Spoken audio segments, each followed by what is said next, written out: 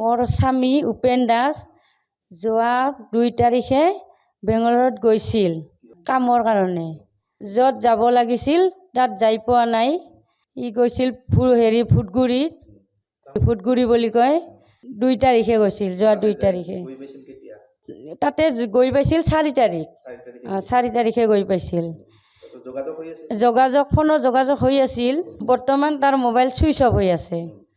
এনে ঠিকে, ঘৰৰ পৰাতো ঠিকেই গৈছে, কিন্তু ফোনত কথা পাতিও আছিল যা টাইমত ঠিকেই।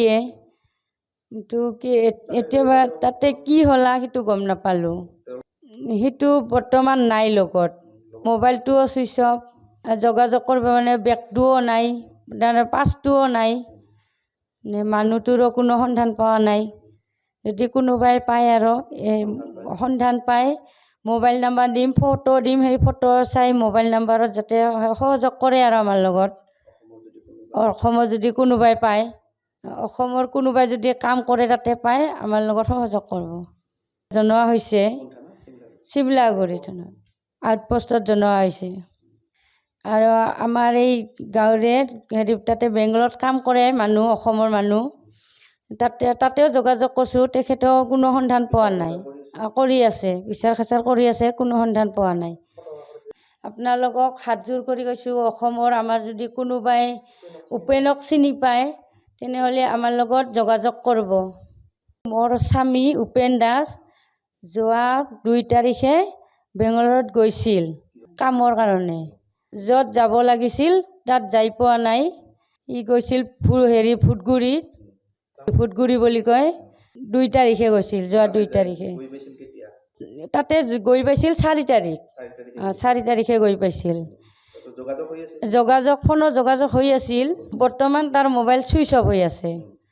এনে ঠিকে, ঘৰৰ পৰাতো ঠিকেই গৈছে, কিন্তু ফোনত কথা পাতিও আছিল যা টাইমত ঠিকেই। কিন্তু কি এতিয়া তাতে কি হ'লা সেইটো গম নাপালোঁ। সেইটো বৰ্তমান নাই লগত। মোবাইলটোও ছুইচ অফ, যোগাযোগ কৰিব মানে বেগটোও নাই, পাছটোও নাই, মানুহটোৰো কোনো সন্ধান পোৱা নাই।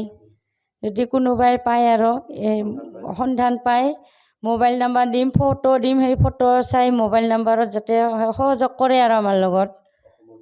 অসমৰ যদি কোনোবাই পায়, অসমৰ কোনোবাই যদি কাম কৰে তাতে পায়, আমাৰ লগত সহযোগ কৰিব। জনোৱা হৈছে শিৱলাগুৰি থানাত, আউটপোষ্টত জনোৱা হৈছে। আৰু আমাৰ এই গাঁৱৰে তাতে বেংগলত কাম কৰে মানুহ, অসমৰ মানুহ। তাতেও যোগাযোগ কৰিছোঁ, তেখেতেও কোনো সন্ধান পোৱা নাই। কৰি আছে, বিচাৰ খাচাৰ কৰি আছে, কোনো সন্ধান পোৱা নাই।